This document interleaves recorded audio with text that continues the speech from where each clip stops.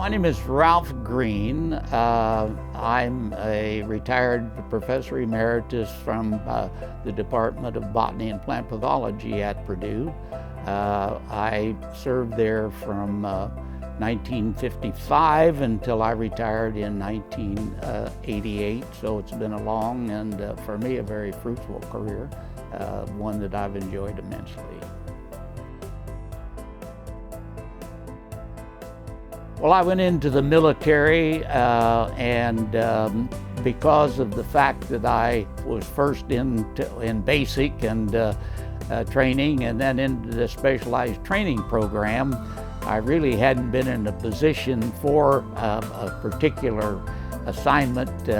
So I started out as a private first class. I enlisted when I was in my first semester in my sophomore year. I was at Indiana State University in Terre Haute. We were in England for a short time and then went from there into France. Most of us went in smaller craft and disembarked at Omaha Beach. We had one unit that went on a smaller troop ship, and en route it either hit a mine or was torpedoed. At any rate, we lost some 800 men from one of the major part of one regiment of that. And that changed our assignment.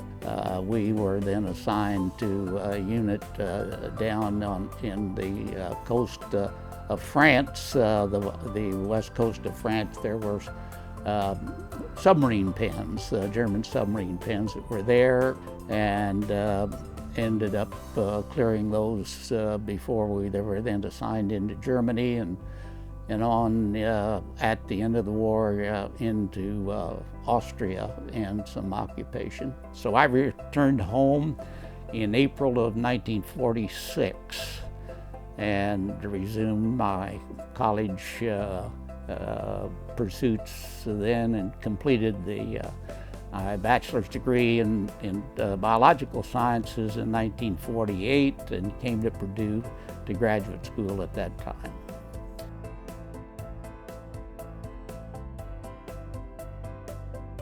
When I initially entered college, I went with the idea that I had a great interest in forestry and in that area, but when I returned, I was able to, utilizing the GI Bill, I completed my undergraduate degree and then came to Purdue in graduate school. At that time, the newly organized National Mint organization was having its first meeting here on the Purdue campus.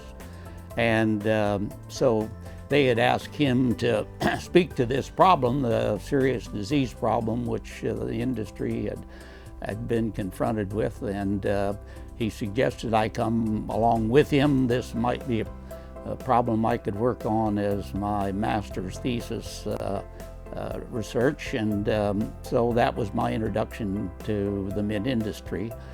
Most people would not think of mint, peppermints and spearmints as a crop in Indiana. We're basically a corn and soybean, but at one time we had some 40 to 40,000 acres of mints growing in Indiana. And so it's been an interesting and challenging industry to work with.